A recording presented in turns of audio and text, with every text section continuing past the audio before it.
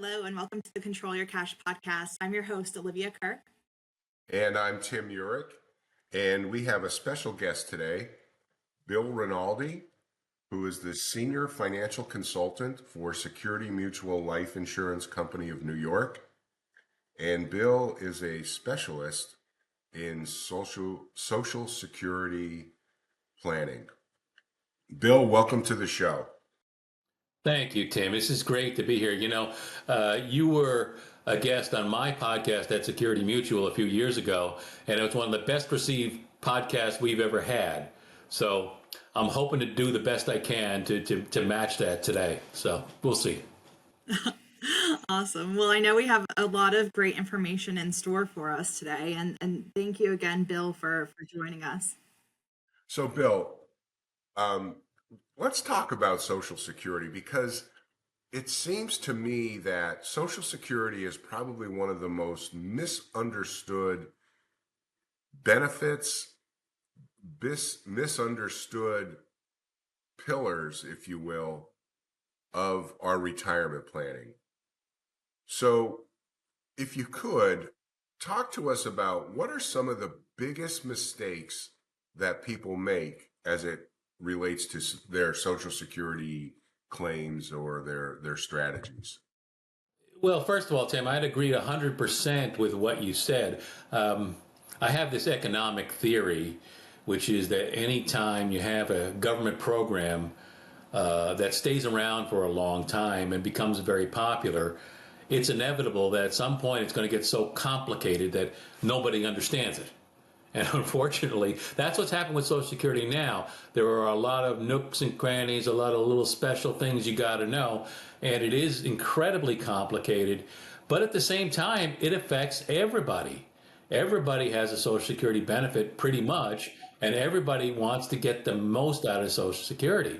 So the simple question people ask is, well, when should I claim my benefit? That's the one thing that people want to know. Now, if you ask me, I think the biggest mistake people make is that they don't seek professional help when it comes to figuring out what to do. This is so tricky and so complicated, and there are so many things. For example, there might be children's benefits. There's almost always what's called a survivor benefit in Social Security. There could be disability benefits that have an impact. There's so much to know that it's almost impossible for an ordinary person to know everything they need to know about when to claim. The one biggest thing I think seems people miss is survivor benefits on Social Security. That's huge. And when you understand that, you might be inclined to collect a little later than you otherwise would. So. Yeah, absolutely. So, Bill, when it comes to Social Security, what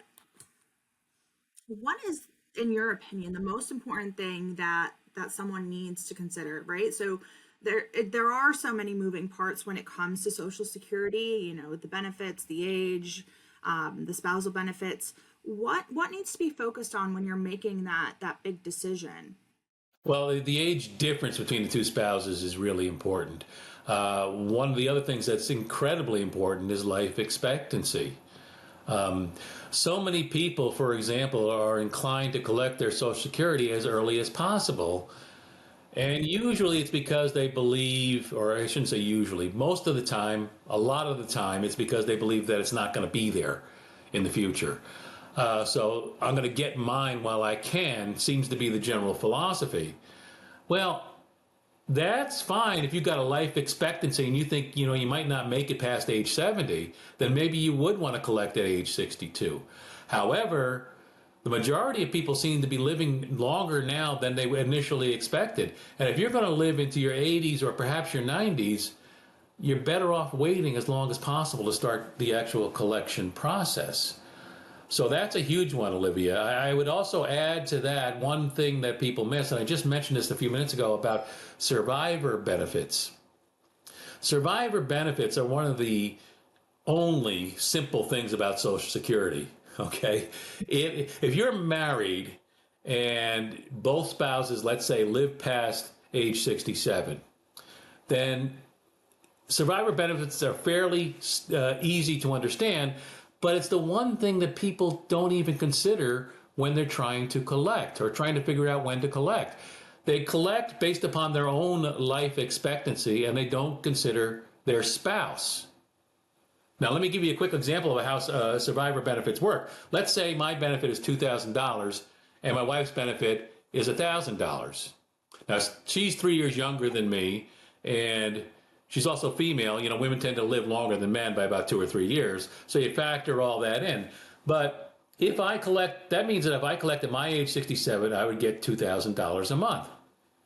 If I waited until age 70, I would get an extra benefit because I would get 24% more money, or $2,480 a month, by waiting until age 70 to start. Now, I might think, well, I'm probably going to live to, I don't know, 75 or something like that. Why would I do that? That doesn't make any sense because I'll never make up that difference. But with a survivor benefit, my wife would take over my benefit because hers is lower. She would take over my benefit if something happens to me. So I might live to 75, she could live to 95.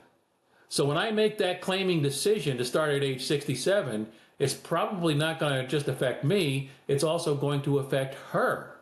And she's going to get stuck with that lower benefit if something happens to me. That's probably the most basic concept I think people miss, Olivia, that they need to understand about Social Security. Yeah, that's huge, and it's a huge difference for so long. So I imagine that even comes into effect if, say, you know, you were to die before you started claiming, she would still be able to claim that higher spousal benefit going forward, right? In most cases, yeah. If I were, let's say I died at age 68 and I wasn't collecting yet, I would be frozen at age 68. My benefit would be frozen at that point. That's still going to be higher than her $1,000, but, you know, so yes. But it's not going to be the full age 70 benefit because I didn't make it to that age. Okay, yeah, and that's still going to be higher than, let's say, if you started collecting at age 66 or 67, you know? So that makes a huge difference. And I imagine that's one of the biggest mistakes that people make when they're processing these claims and starting their Social Security benefits. Oh, absolutely, and there are plenty more, but that is the one I see most commonly. So, yeah. Bill, does it ever make sense? It seems that a prudent strategy might be to consider your life expectancy as well as the life expectancy of your spouse when making your claim. With that in mind, does it ever make sense, in your opinion, to claim, let's say at age 62? Is there an argument that one spouse or the other should claim at age 62? Sure. Well, first of all, if you're a single person, then you don't have to deal with the other spouse, right? So under those circumstances, it's strictly a play on your life expectancy. If you're in bad health and you turn 62 and you're not working, I'll talk about that in a minute, and if you're not working, then yeah, you would probably want to collect as early as possible. Now, there is another situation for a married couple. Let's say the unmarried, the younger spouse is age 62, and that spouse has a much lower benefit than the older spouse who's going to wait until age 70 because that becomes the survivor benefit. You follow? In those circumstances, if that older spouse is willing to wait and can afford to wait till age 70, then it doesn't make that much of a difference when the younger spouse collects. And if the younger spouse wants to collect at age 62 under those circumstances, that's fine. The only thing you got to watch out for is what's called the earnings test. And the earnings test basically says that if you're going to collect your Social Security early, you better not be working, earning a wage and making a lot of money, because it's going to disqualify you from collecting any Social Security benefit. The earnings test amount in 2024 is $22,000 and change. And basically what happens is if you as an individual make more than that amount in wages, not interest income, not withdrawals from an IRA or anything like that, but if your wage income is more than $22,000 and change, your Social Security benefit, should you try to collect it, will be reduced, $1 for every $2 over that limit. So let's say you're still working and you're making $70,000 a year or something like that. You really don't have a choice. You either have to give up your job or you can't collect Social Security. Realistically speaking, those are your two choices if you want to continue working and make that kind of money. So other than that, yeah, there are definitely some circumstances where it makes sense to collect at 62. Now, Bill, let's say you're earning $40,000 and the threshold is 22,000. So in that scenario, you're giving back $1 of benefit for every $2 over the threshold. So roughly it's $9,000 that you would be giving up in that example. That's correct. And if you have a small personal benefit, remember at that circumstance, you're starting at age 62. So remember I said you get more when you wait till age 70, you get less at 62, right? So it's quite possible that that $9,000 could significantly reduce, and in some cases even eliminate that Social Security benefit entirely. So yeah, I mean, sometimes if you're making 40,000, it's just not worth applying for that Social Security benefit. And some people will do, Tim, they'll work part time or whatever just to get up to that $22,000 threshold and then not go above that threshold. So that happens as well. Yeah, I've seen that quite a bit. But that is probably one of, in my estimation, Bill, just dealing with people on a daily basis and talking about their retirement planning, that is probably one of the most misunderstood aspects of Social Security. The fact that, hey, yeah, I'm still working and I'm gonna collect at 62 because I don't think Social Security is going to be there and I want to make sure I'm getting mine. And I understand that philosophy, but then when you explain to them that, hey, you're not going to be able to earn more than $22,000, well, gee, I make 50,000.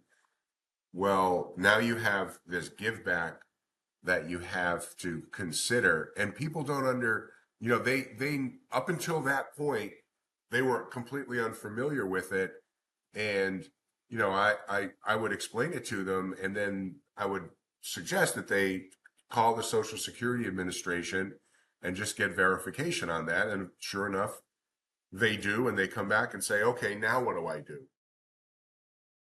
Well, yeah, you do have the option to withdraw within 12 months too. And I've seen people do that. The problem with withdrawing is that you got to give them back whatever you have already collected. It's really kind of a hassle to deal with all that. I've also seen situations, Tim, where people have just you fill out when you apply for Social Security, and let's say you're age 62, you fill out a form online, and you tell them you're not going to make any money. And that's not true, but you just figure I'm going to tell them that, and they'll never figure it out. Well, guess what? They do talk to the IRS, and they do find out what money you're making. So that can get into an ugly situation where they're going to demand money back from you with what's called a demand letter. So you don't want to deal with that. You want to be honest with them and tell them the truth and make an honest decision about whether you should be collecting at 62 or not.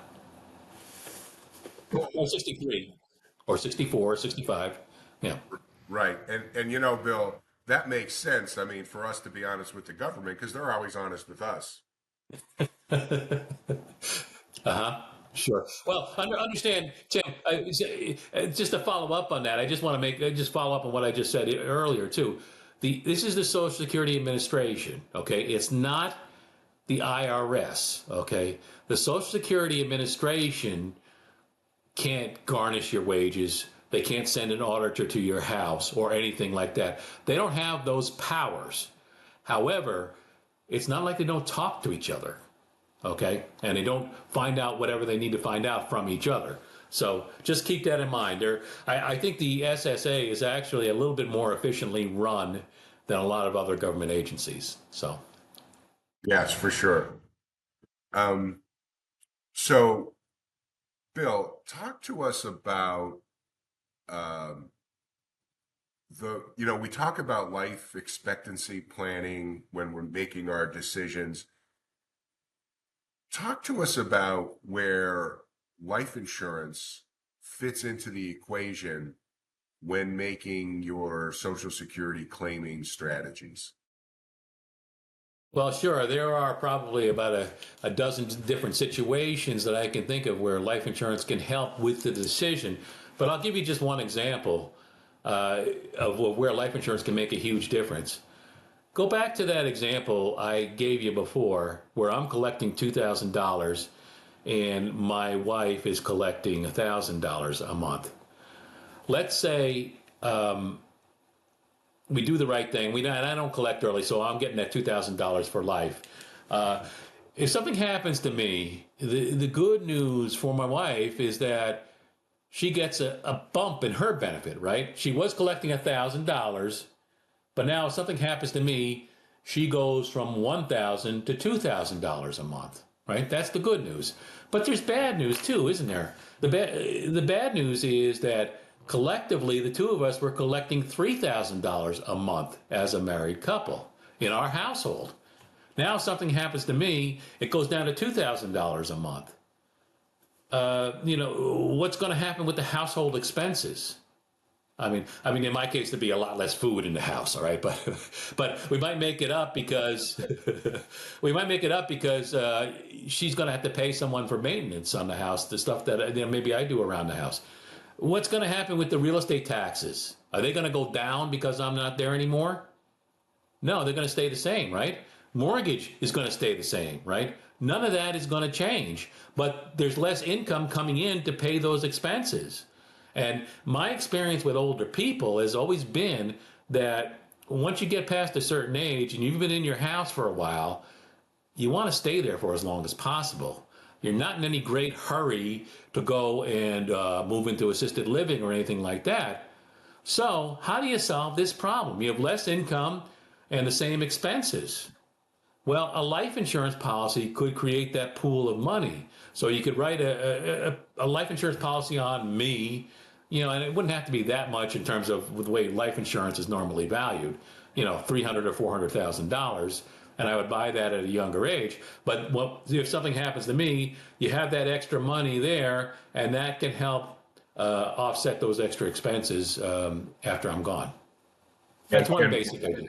Yeah, and so not only to offset those expenses, but to replace the lost Social Security benefit. Exactly. Yeah. Yeah. That's exactly right. Because you have a pool of money now that you can draw from as needed.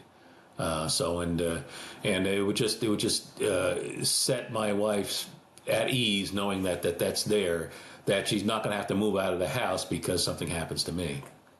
Yeah, and that's a good point, right? Because most people are under the mistaken idea that I won't need life insurance after age 65.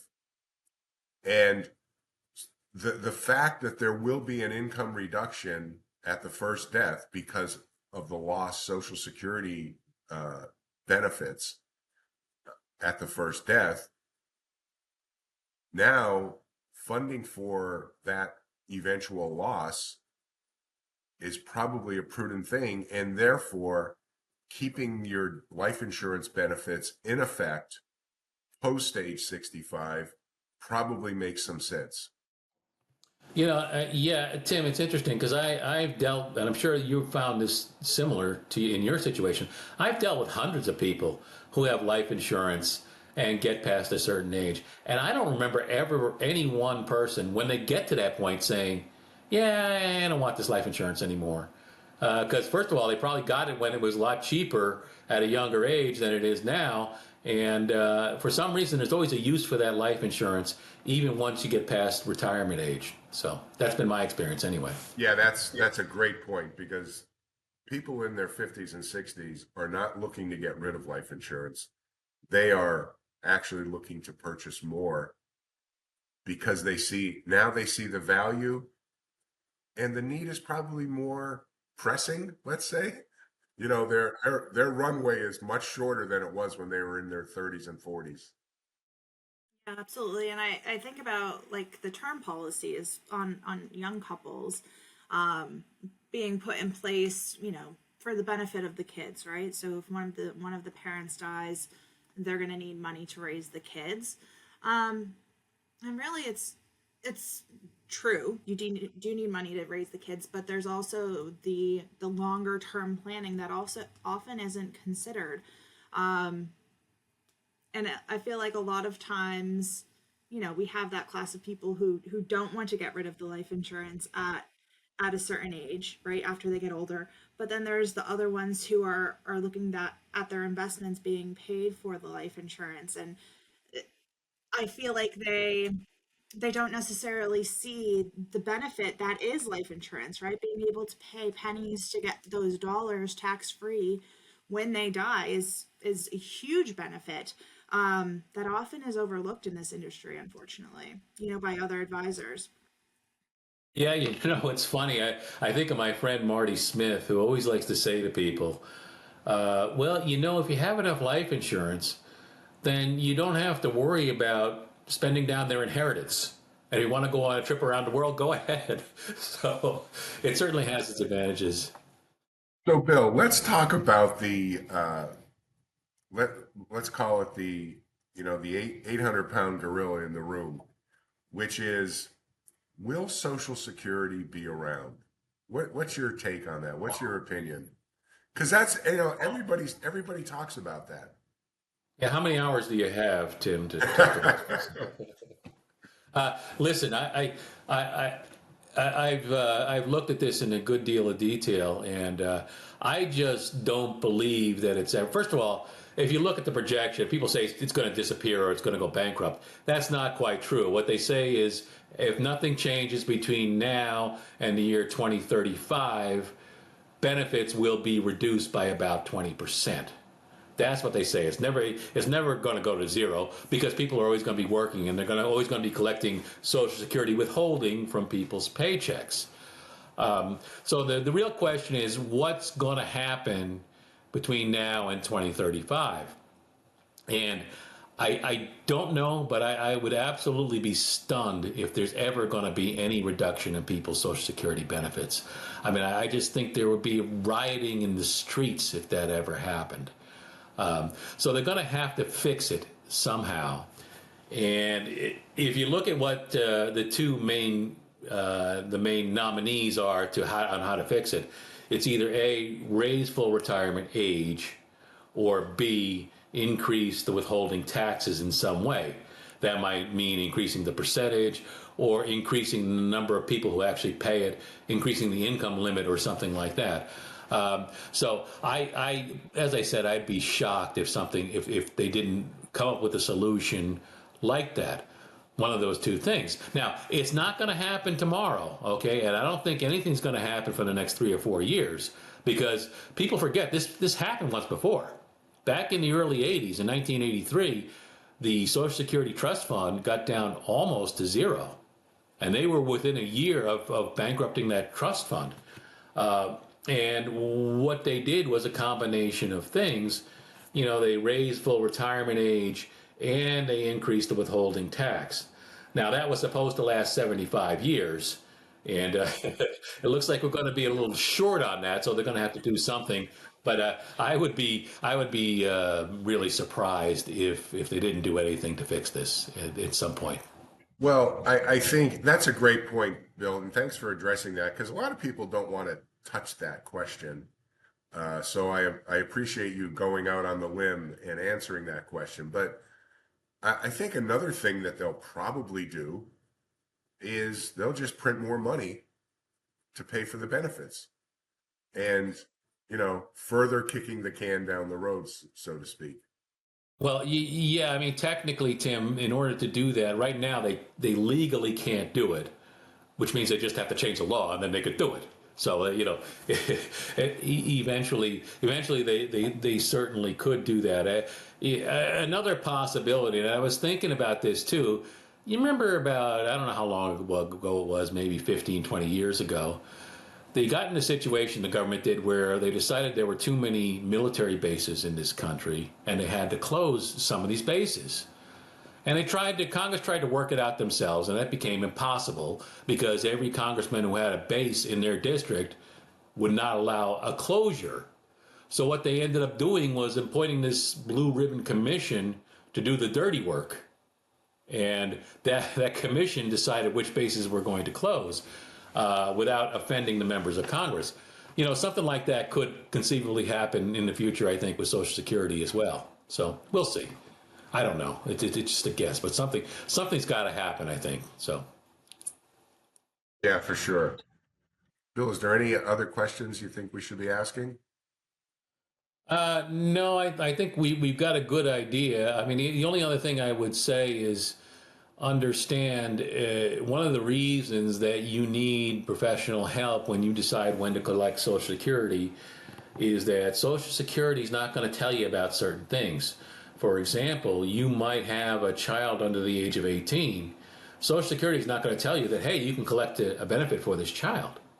Or you have an adult child who's disabled. Hey, you can collect a benefit for this child. So there's so many other extra benefits that you might not be aware of that you really do need to get a pro to help you with this sort of thing. So it's not as easy as it first seems. Yeah, it's funny. I have some friends who work in the Social Security field, like at the offices, and they're in the call center. And when they go through the training, they just learn how to search for the questions on the website and then read the web page to the people. So if you don't know the right questions to ask, you're not going to get the right answers, because half the time they don't even know the follow-up questions that you should be asking, and not going to give out that information because they're just going and searching and reading you what they have off the page these days. Oh yeah, and in fact, their manual, their training manual, Social Security Administration's training manual, is online. It's thousands of pages long, and it's very difficult. I don't. I have to look at it sometimes. I don't like using it because it ends up confusing a lot of situations. But yeah, that's exactly right. You do need to have someone who knows the ins and outs of the system either way. Now, Bill, I know in the past you have helped me and hundreds of other agents with helping their clients make the best decisions for them. And I think it's important to understand, like, what special software or programs do you have to help our clients make the best decisions possible for them? Well, we use a program called SS Analyzer, and I know you've seen that, Tim, and you know what it looks like. It addresses all the issues, or every issue that pretty much anybody would come across when it comes to Social Security, like the children, like I talked before. There's another issue for state and local government employees where their Social Security benefit might get reduced if they're getting a pension from that state or government agency or local government agency. It also addresses that. But as I said at the beginning, the basic question everybody wants to get an answer to is, when should I collect? And that seems to, and this program does a great job of addressing when you should collect, when you should start. And I'm happy to share that with you, Tim, and other people. So. Yeah, absolutely. And it is important to have financial professionals, because as so many things in this financial world go, you don't know what you need to know until it's too late in a lot of cases. So taking those steps preemptively, consulting with a professional who has more knowledge and also has more resources of knowledge, right? Because not everyone knows all the answers, but they should know where to get the answers and be able to communicate that to you in a clear and concise way.